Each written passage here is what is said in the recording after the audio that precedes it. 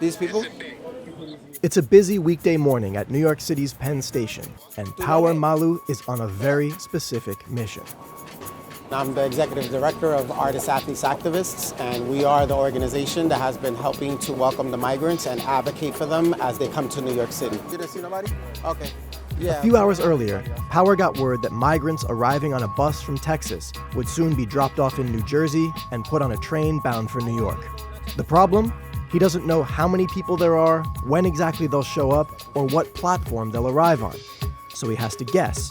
He fields calls while his associate Bashir runs around the station, checking the platform, the street, the arrivals hall, looking for anyone who looks lost or confused and asking families if they need help using Google Translate.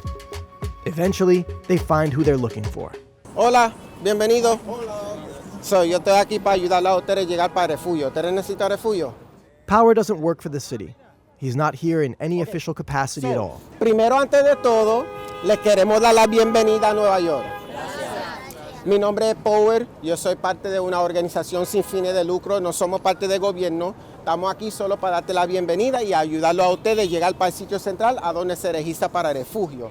He's one of a handful of organizers who have stepped in to fill a crucial gap in New York City's immigration system. Since the spring of 2022, New York City has absorbed more than 170,000 migrants, most of them sent on buses from Texas, in a crisis that Mayor Eric Adams says will cost the city $12 billion. This issue will destroy New York City. We're getting 10,000 migrants a month. We have to feed, clothe, house, educate the children, wash their laundry sheets. In October, the city announced it was changing its right to shelter policy, forcing everyone in the city-provided shelters to reapply for residence every 30 to 60 days. For folks already struggling to get settled in a new and unfamiliar country, that kind of upheaval only makes things harder. The illusion is that they're in these beautiful hotels and they're getting all of these services, and it's not true. That's why you have organizations like ours that have stepped up and had to change from just welcoming to now doing case management, social services, helping them with mental health therapy. One place they do that is at a church on West 40th Street, which has become a vital resource for recent immigrants to New York. So right now we're inside of Metro Baptist Church. We're serving the immigrants, refugees, asylum seekers that are coming to New York City. This is more of a community center for them. Here, Power and other volunteers serve hundreds of people a day from all over the world, helping with asylum applications, ID cards, health insurance, school enrollment, and English classes. But despite all the chaos, the music, the noise, the crowds, the kids running around, the first thing you notice here is how amazing it smells. We help build community by providing food. We help build community by giving the migrants, the asylum seekers, an opportunity to actually cook food, which they haven't had an opportunity to do that for months, maybe years, since they traveled over here. On today's menu, arepas, kale salad, and caraotas, a Venezuelan black bean stew. Many of the volunteers here are asylum seekers themselves, like Bashir from the train station and Brandon, who met Power after making the journey here from Venezuela in 2022. Soy originario de Venezuela, de Maracay, del estado de Aragua, y me encuentro aquí viviendo en la ciudad de New York, en la ciudad que me adoptó, mi segunda ciudad. En esos primeros momentos, cuando usted llegó, ¿qué fue la cosa más difícil para usted? Realmente una de las cosas más difíciles es uno no tener ese apoyo, esa mano amiga y no conocer a nadie, en estar absolutamente solo. Eso fue una de las cosas más difíciles, no saber qué va a pasar el día siguiente, no saber dónde vas a dormir, qué vas a comer. But Power isn't doing this work alone.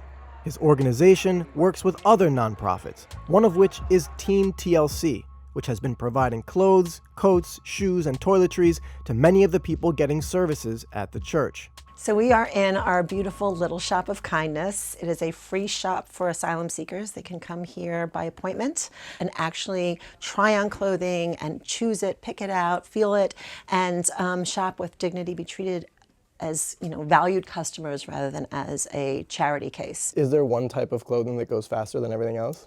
Yeah, we are always out of men's pants. I don't know what it is. We never have it. Yeah, I'm serious. Bring your leftovers. When I visited TLC in February, the team was celebrating. One of their volunteers, who had come to the US with his pregnant wife and daughter from Burundi, had just received some amazing news. His name is Igor, and he and his entire family just got asylum a couple of days ago through the efforts of Team TLC. This really hits home because we all know him and we've all worked with him, and it's a really special thing. When I spoke with Igor, he told me how important this organization had been for him and his family. Everything that I have today is because of TLC, because of people of New York, because I met many kind people. TLC has been everything for me. Everything that I'm wearing, I've never been to a shop buying clothes. All this attire, everything, the coat, everything is from this shop. But there's one incredibly important person in this story whom we haven't mentioned yet, but whose name kept coming up over and over at the station, at the church, and at the store. Adama Ba. Adama's place. A friend of mine named Adama Ba. Adama Ba. My name is Adama. I am the Executive Director of Afrikana. You are at our office in West Harlem. Adama came to the US at the age of 2 with her mom from Guinea, but she didn't know she was undocumented until her apartment was raided by immigration officers when she was a teenager. I visited her at her organization, which runs out of an abandoned Harlem storefront, buzzing with activity inside. How did you get involved with this work to begin with? Were you always active in? I was never active. I was always into boy bands. I was in a bubble. I was in my own world. From boy bands to real traumatic lived experience to now here. I think that I'm motivated by my lived experience. The people who make the decisions aren't impacted by the system. So I wanted to change that narrative. I wanted to change the laws. Adama has been working with Power and Ilza since the first buses started arriving in New York. So my brother Power is doing a bus check. He's making sure nobody has left their documents behind. The three of us together, we welcome thousands of people. And just like the Metro Baptist Church and Little Shop of Kindness, Afrikana has become an ad hoc legal aid society, family services office, and community center. We get 500 people a day here, and that is people making appointments. We have a woman in the back there that her child was taken away from her at the border. So it varies. And then behind there, you'll see we have the case management services. You have social service benefits. And in the back, we have a mailroom. Afrikana was created to serve Black migrants, mostly from sub-Saharan Africa and Haiti, whose needs are often overlooked amid the much larger numbers of people coming from Latin America. All the services around the country and mostly in the city are geared to Spanish speakers. So there's no case management in other languages, no mental health services in other language. There's nothing for Black migrants. Power, Ilza, and Adama have been doing this work for almost 2 years, funded nearly entirely by donations. But one big source of frustration, they say, is the government of New York City itself.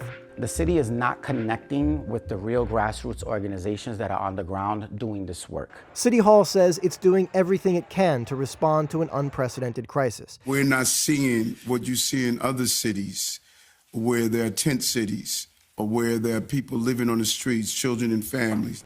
I think the city kind of wanted to, move the problem on, just get people into the shelters and, not be visible. And we, our partner groups and Team TLC were very much about finding out what each person needed and trying to address those needs. Speaking from the front lines of this crisis, Power says the mayor's office could still learn a thing or two from organizations like his. Look at this small but mighty organization helping these thousands of people that are coming here.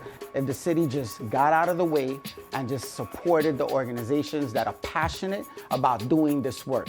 Get out of the way and let us, the organizations that don't depend on politics, don't depend on bureaucracy, and are all about helping the people, let us lead the way. For GZERO World, I'm Alex Kliment in New York.